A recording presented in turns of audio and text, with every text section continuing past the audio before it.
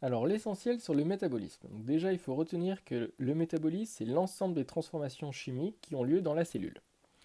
Donc, on va prendre deux exemples de réaction métabolique, la respiration cellulaire et la photosynthèse. Donc, par exemple, la respiration cellulaire, c'est lorsqu'une cellule, que je schématise ainsi, avec son noyau, récupère dans le milieu du glucose. Et ce glucose, elle va le dégrader à l'aide du dioxygène, donc O2, qu'elle prélève aussi dans son milieu. La réaction chimique a lieu dans un organite qu'on appelle la mitochondrie. Ça va permettre à la cellule de produire toute l'énergie dont elle a besoin pour pouvoir fonctionner. Et ça va aussi libérer dans le milieu un déchet qui est le dioxyde de carbone, CO2. Donc voilà la respiration cellulaire. Pour faire la respiration cellulaire, il faut un organite appelé mitochondrie. Maintenant, on va schématiser la photosynthèse.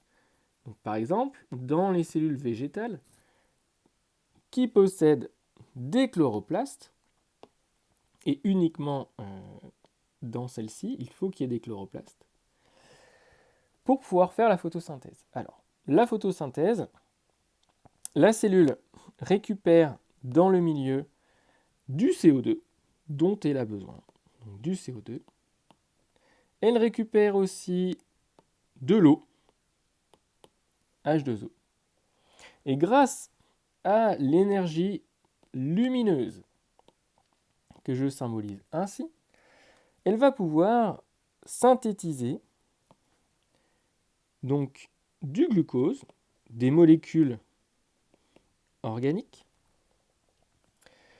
et ça va produire aussi un déchet en grande quantité, un gaz que l'on connaît bien, qui est le dioxygène, et que cette cellule va éliminer.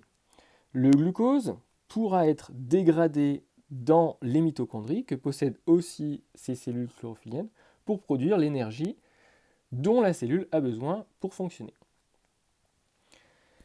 Donc on distingue deux types de cellules. Les cellules qui, pour produire leur matière organique, n'ont besoin uniquement de matière minérale. Et bien ça, c'est le cas des cellules qui sont capables de faire la photosynthèse. Regardons ce dont elles ont besoin. Elles ont besoin de CO2, d'eau et de lumière. Ce ne sont que des matières minérales pour produire leur matière organique, le glucose. Et donc, on va dire que cette cellule, elle est autotrophe.